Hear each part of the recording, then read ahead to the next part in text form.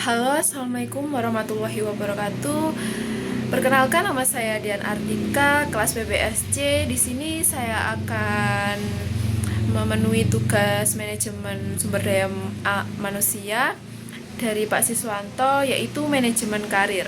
Halo semuanya, kali ini aku akan membahas tentang manajemen karir, yaitu salah satu topik penting dalam mata kuliah manajemen sumber daya manusia. Topik ini penting banget karena karir itu bukan cuma soal pekerjaan, tetapi juga arah ke masa depan kita. Jadi pengertian dari manajemen karir itu adalah sebuah proses merencanakan, mengembangkan, dan mengarahkan karir seseorang agar sesuai dengan kemampuan, minat, dan peluang yang ada di sebuah organisasi. Menurut para ahli seperti Rifai, manajemen karir adalah sebuah proses berkelanjutan untuk membantu karyawan memahami diri mereka sendiri, peluang karir yang tersedia, serta merencanakan langkah-langkah pengembangan karir. Jadi singkatnya itu manajemen karir itu kayak karyawan tumbuh lalu perusahaan itu bisa menjadi maju. Baik, setelah pengertian, saya akan menjelaskan apa aja sih tujuan utama dari manajemen karir. Jadi, tujuan utama manajemen karir itu yang pertama membantu karyawan menemukan jalur karir-karir yang sesuai dengan potensi mereka.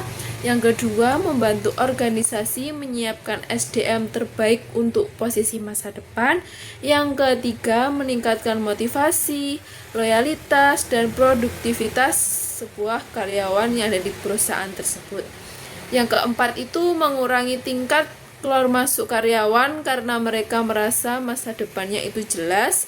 Dan setelah itu ada juga tahap-tahap manajemen karir, yaitu ada 4 tahap manajemen karir. Yang pertama itu mengenali minat, nilai, dan kemampuan diri. Yang kedua itu ada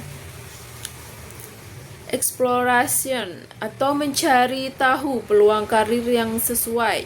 Dan yang ketiga ini planning atau goal setting, menerapkan tujuan karir jangka pendek dan jangka panjang.